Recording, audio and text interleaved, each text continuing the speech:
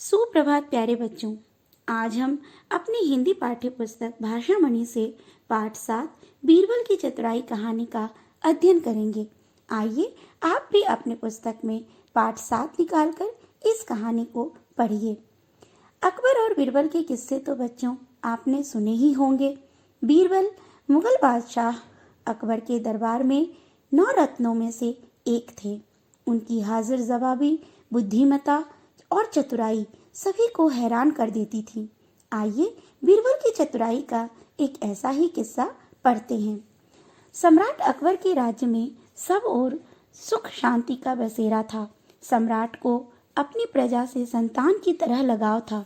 एक बार की बात है, वहां रहने वाले कुछ लोगों ने 4 धाम की यात्रा पर जाने की योजना बनाई।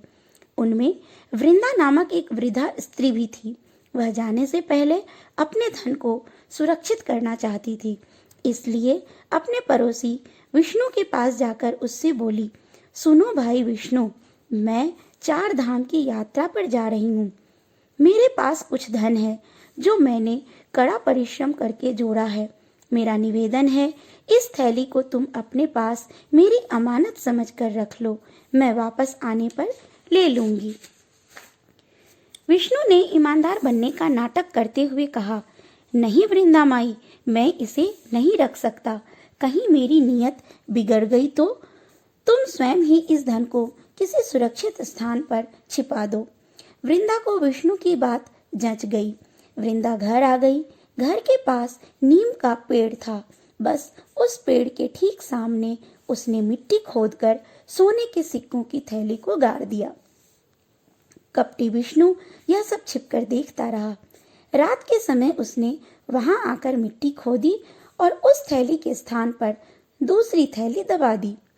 2 माह बाद वृंदा 4 धाम की यात्रा से लौट आई।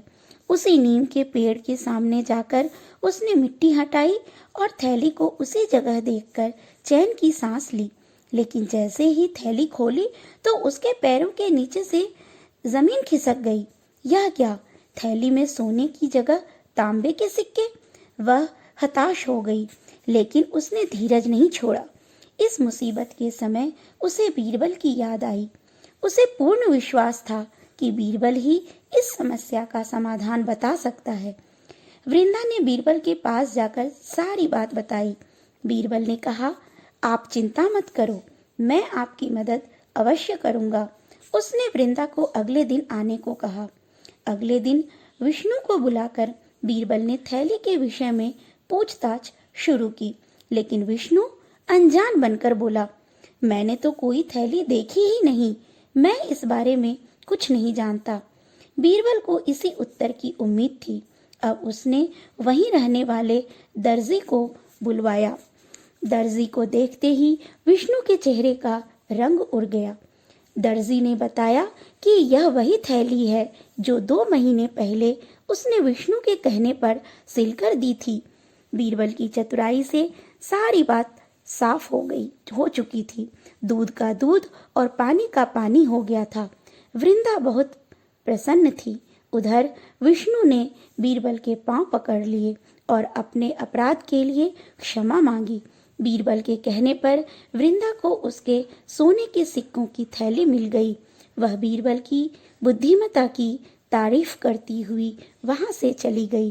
बच्चों, इस कहानी को आप भी अपनी पुस्तक में 2 से 3 बार पढ़ें तथा समझने का प्रयास करें।